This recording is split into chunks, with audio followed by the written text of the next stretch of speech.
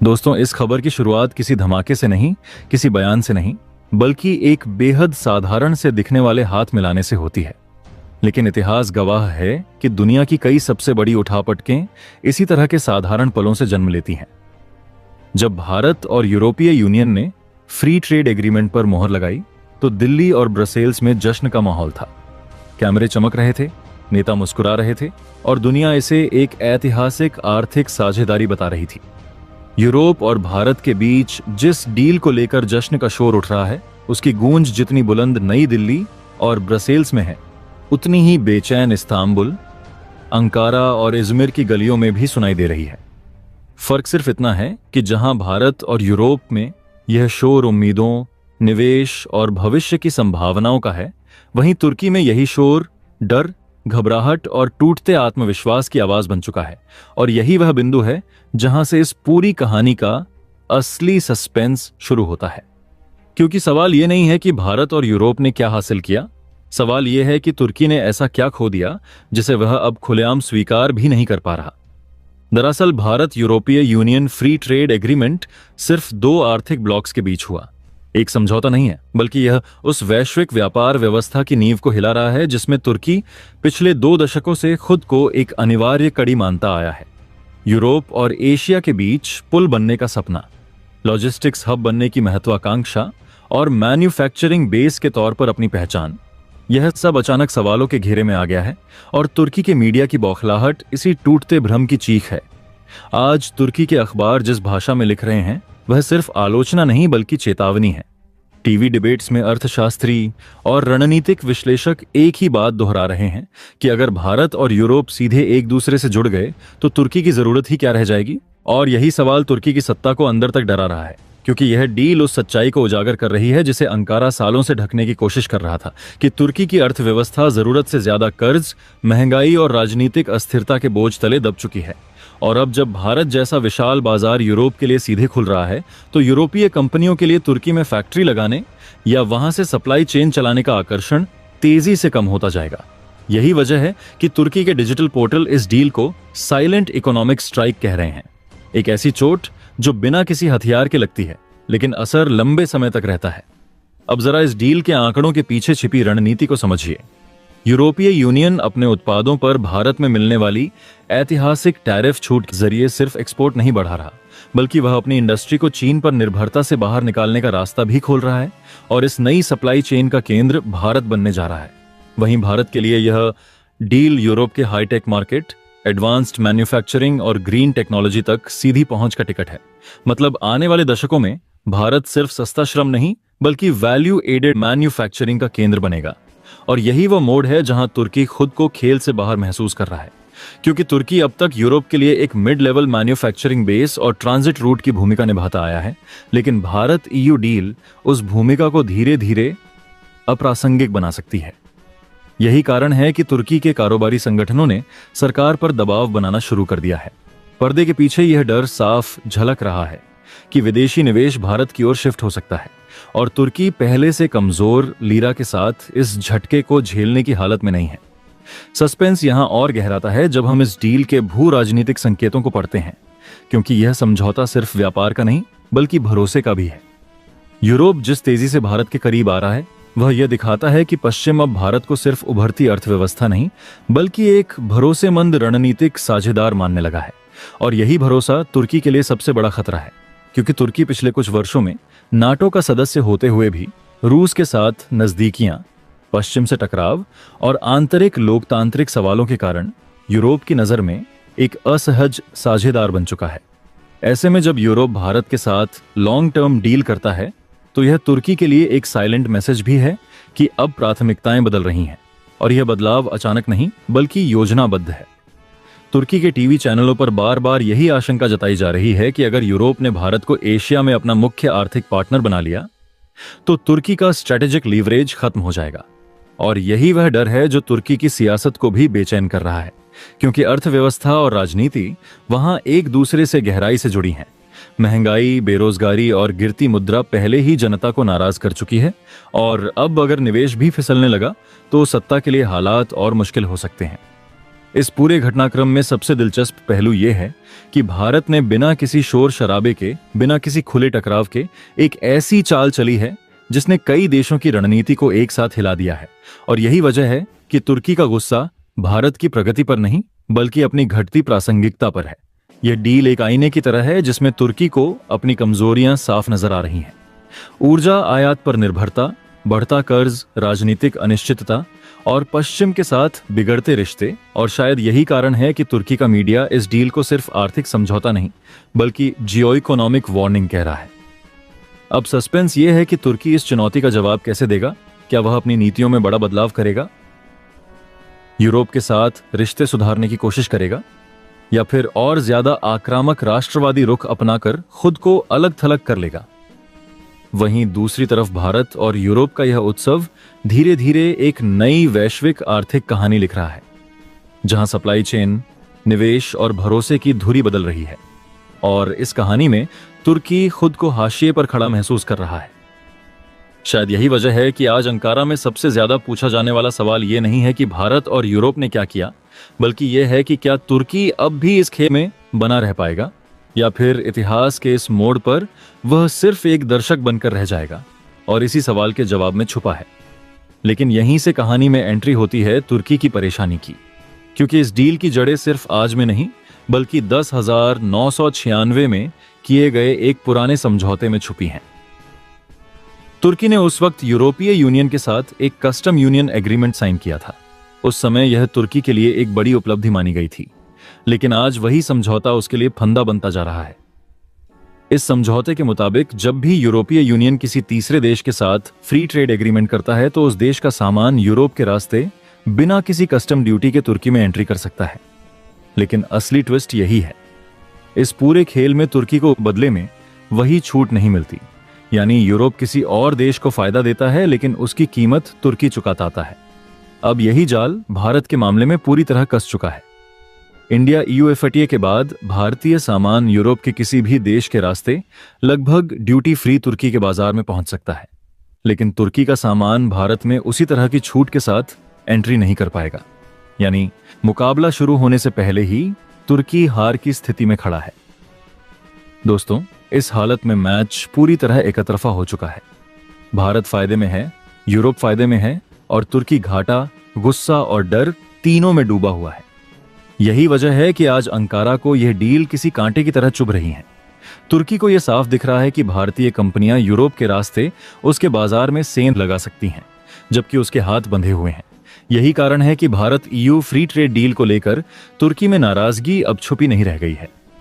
Istanbul की तंग गलियों से लेकर अंकारा के पॉलिसी कॉरिडोर तक इस वक्त एक अजीब सी खामोशी फैली हुई है।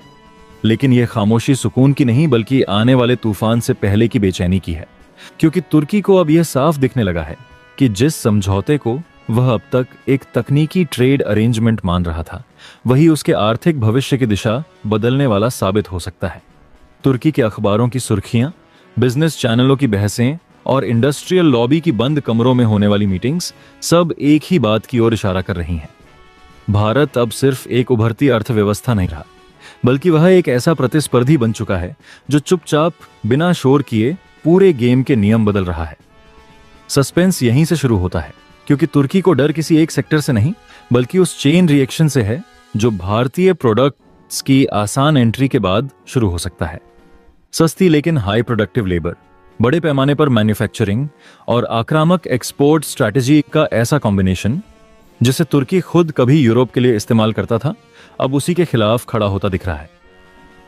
टेक्सटाइल सेक्टर जो तुर्की की पहचान रहा है, वहां फैक्ट्री ओनर्स को यह डर सताने लगा है कि भारतीय कपड़े जो कीमत में सस्ते और क्वालिटी में प्रतिस्पर्धी हैं, धीरे धीरे उनके ऑर्डर छीन सकते हैं। स्टील इंडस्ट्री में जहां तुर्की अब तक यूरोपीय सप्लाई चेन का मजबूत पिलर माना जाता था, वहां भारतीय स्टील की बढ़ती मौजूदगी पुराने समीकरणों को हिला रही है। और ऑटोमोबाइल सेक्टर जहां तुर्की खुद को रीजनल हब समझता था, वहां भारतीय कंपोनेंट्स और व्हीकल्स की संभावित बाढ़ एक साइलेंट वॉर की तरह महसूस की जा रही है। सस्पेंस इसलिए गहराता जाता है क्योंकि यह सब अचानक नहीं हो रहा, बल्कि धीरे धीरे पर बेहद सटीक तरीके से, जैसे किसी शतरंज की बिसात पर हर चाल पहले से सोची समझी हो। तुर्की के नीति निर्माताओं के लिए सबसे बड़ी दुविधा यह है कि वे इस बदलाव को रोक भी नहीं पा रहे और खुलकर स्वीकार भी नहीं कर पा रहे। क्योंकि रोकने के लिए उनके पास न तो मजबूत ट्रेड बैरियर का विकल्प है और न ही भारत के साथ अलग से कोई आसान फ्री ट्रेड एग्रीमेंट करने की राजनीतिक गुंजाइश।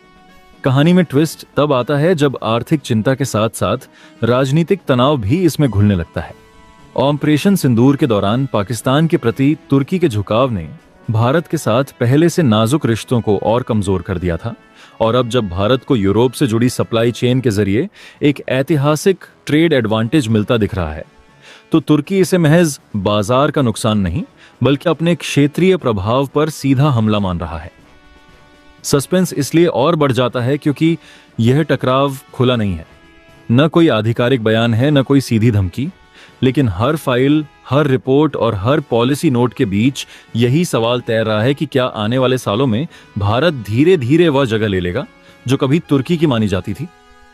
तुर्की को यह भी डर सता रहा है कि अगर भारतीय कंपनियां यूरोप के रास्ते उसके बाजार में अपनी जड़ें मजबूत कर लेती हैं तो उसे जवाब देने का मौका भी नहीं मिलेगा, क्योंकि तब खेल नियमों के दायरे में रहकर खेला जाएगा, जहां भारत को लगभग ड्यूटी फ्री एंट्री का फायदा मिल रहा होगा।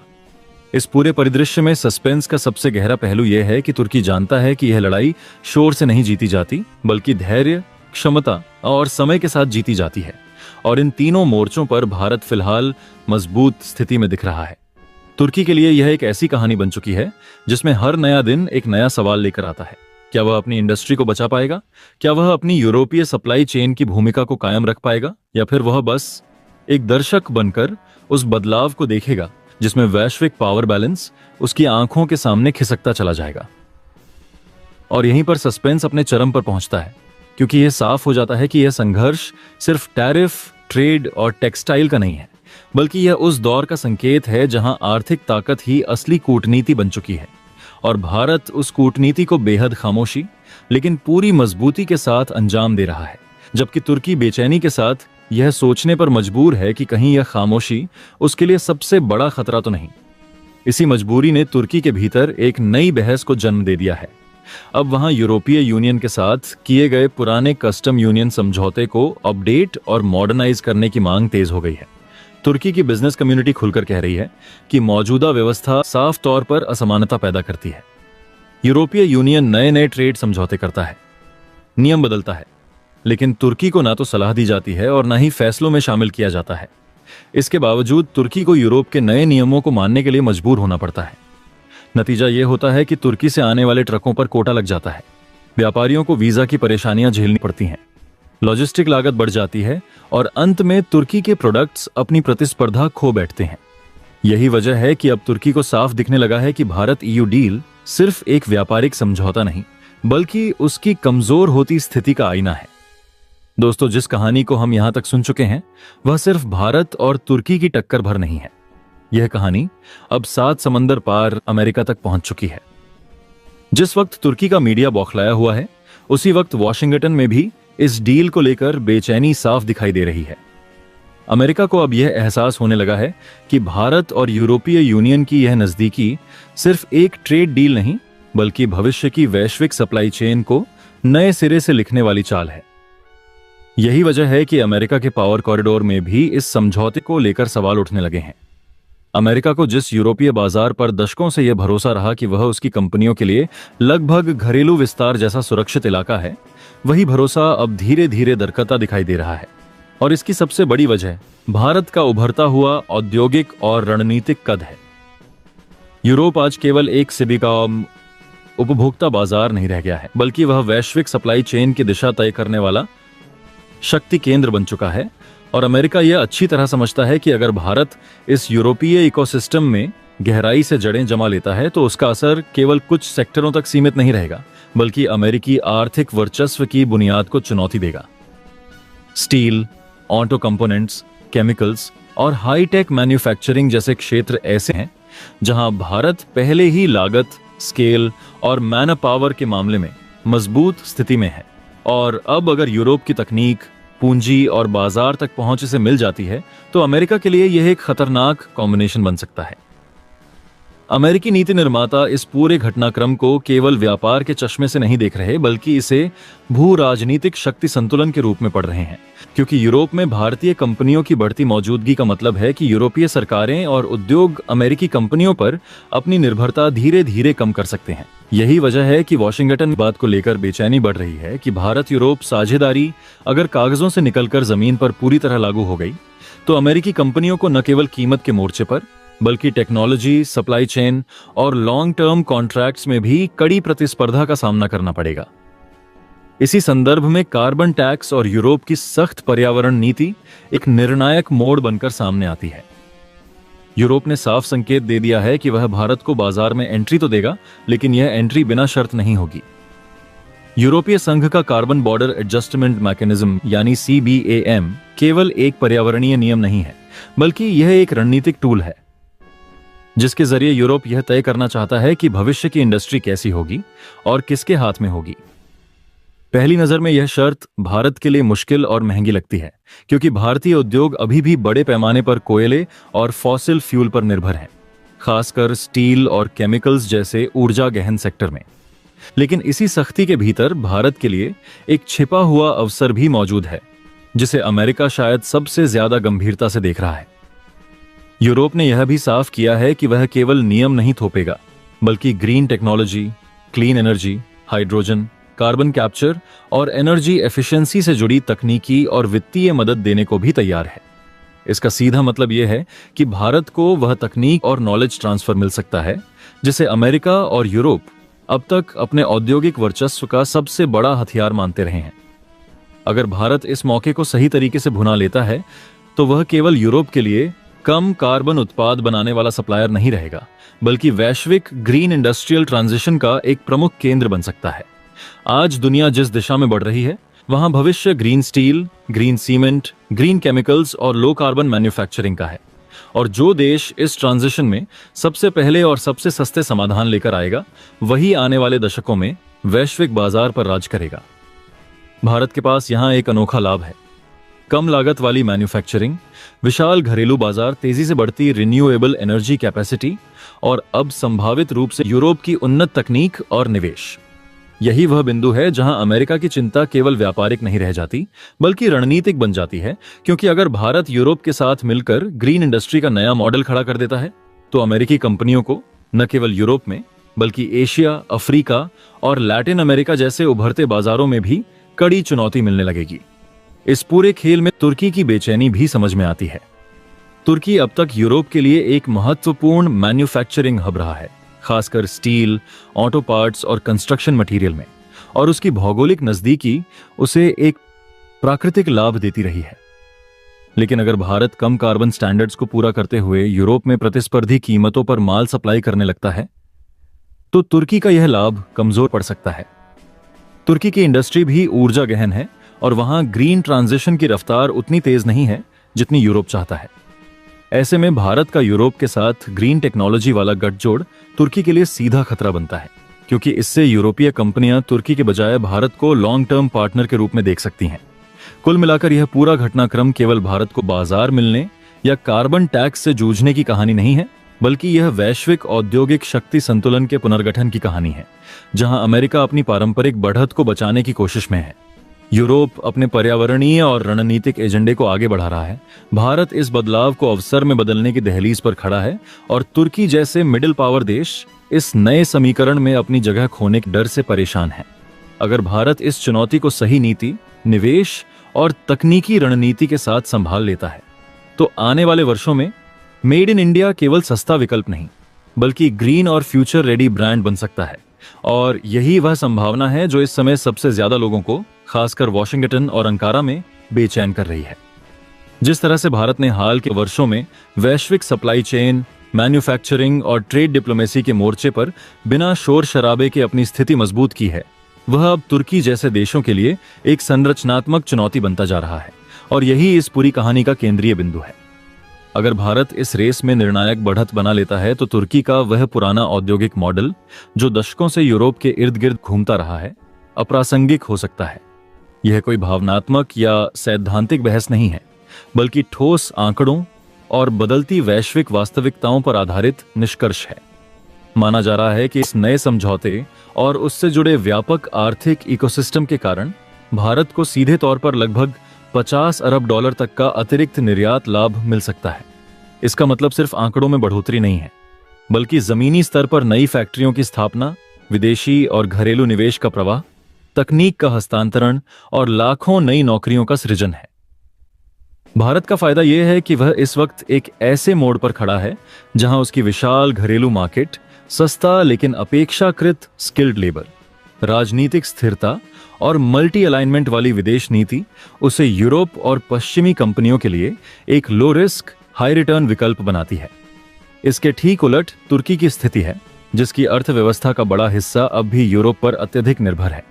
उसके कुल एक्सपोर्ट का लगभग 41% और इंपोर्ट का करीब 32% सीधे यूरोपीय यूनियन से जुड़ा हुआ है। यह निर्भरता कभी तुर्की की ताकत मानी जाती थी, क्योंकि वह खुद को यूरोप और एशिया के बीच एक ब्रिज के रूप में पेश करता था, लेकिन आज वही निर्भरता उसकी सबसे बड़ी कमजोरी बनती जा रही है। विडंबना यह है कि तुर्की यूरोप की सप्लाई चेन, लॉजिस्टिक्स और मैन्युफैक्चरिंग नेटवर्क से गहराई से जुड़ा हुआ है। फिर भी जब निर्णायक नीतिगत फैसलों की बात आती है तो उसे अक्सर कमरे के बाहर रखा जाता है। यूरोपीय यूनियन की सदस्यता का सपना दशकों से अधूरा है। कस्टम्स यूनियन अपडेट पर अनिश्चितता बनी हुई है और राजनीतिक मतभेदों के कारण तुर्की को बार बार एक आउटसाइडर पार्टनर जैसा व्यवहार झेलना पड़ता है। यही कारण है कि अब तुर्की 2026 को एक आखिरी उम्मीद की तरह देख रहा है, क्योंकि अगर तब तक यूरोप केंद्रित उसकी औद्योगिक रणनीति में कोई बड़ा बदलाव नहीं आया तो उसके केमिकल, इलेक्ट्रॉनिक्स, डिफेंस और ऑटोमोबाइल जैसे अहम सेक्टरों को गंभीर और शायद अपूरणीय नुकसान हो सकता है। यूरोपीय कंपनियां अब सप्लाई चेन को चीन+1 या चीन+2 मॉडल पर शिफ्ट कर रही हैं और इस नए समीकरण में भारत तेजी से एक स्वाभाविक विकल्प बनता जा रहा है।